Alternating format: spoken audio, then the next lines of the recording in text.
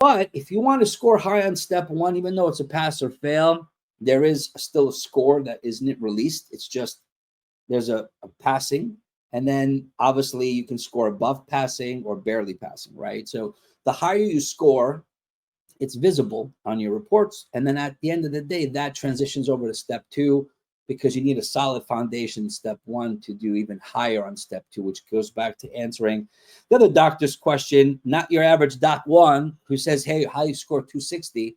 You also need a solid step one foundation. So many students who haven't worked with me, who want to work with me for step two, I give them my step one Qbank for free. I'm like, listen, I haven't met you and I want you to score 260. I just don't have a year, nor do you.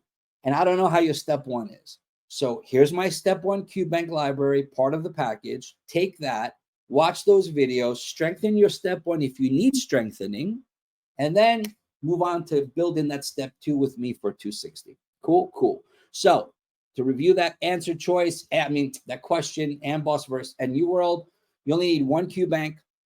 If you're scoring amazing after the first Qbank, take a few assessment tests, go take the test and move on. If you realize you're doing the Qbank, you're finishing up, your scores are not where they need to be, doc, my friend, you got to do more. You got to see more patients, right? The more patients you see, the more you practice your technique, your skills, test taking skills, and also your basic science foundation. Yeah. How much time is enough to study for step one? 3 months. I can give you guys a cookie cutter answer. 3 months is enough time for anyone to study for step one.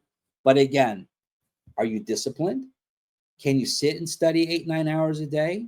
Can you retain the information?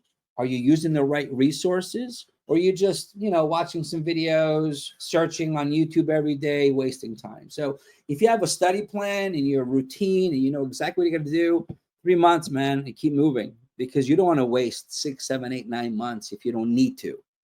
If you have to, different story. Invest as much time as you need. But if you find yourself, many doctors, I had 3 yesterday I worked with, because the students that jump on the live sessions every Tuesday and Thursday were part of my program. I have office hours for them. So we have 15-minute consultation office hour visits that they can just sign up for. And that's awesome, because not only do you jump on a live webinar, but then I also see you one-on-one. Many of them are like, hey, I didn't know about you months ago, so I'm happy I got to know you now, they say.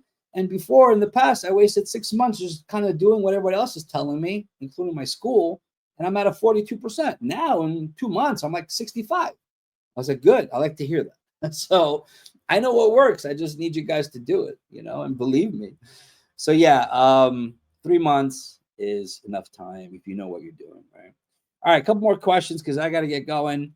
And I am finding myself, another question, Italy, Italy, different time zones from Italy, doctor from Italy. I am finding myself memorizing, okay, and it's not really working.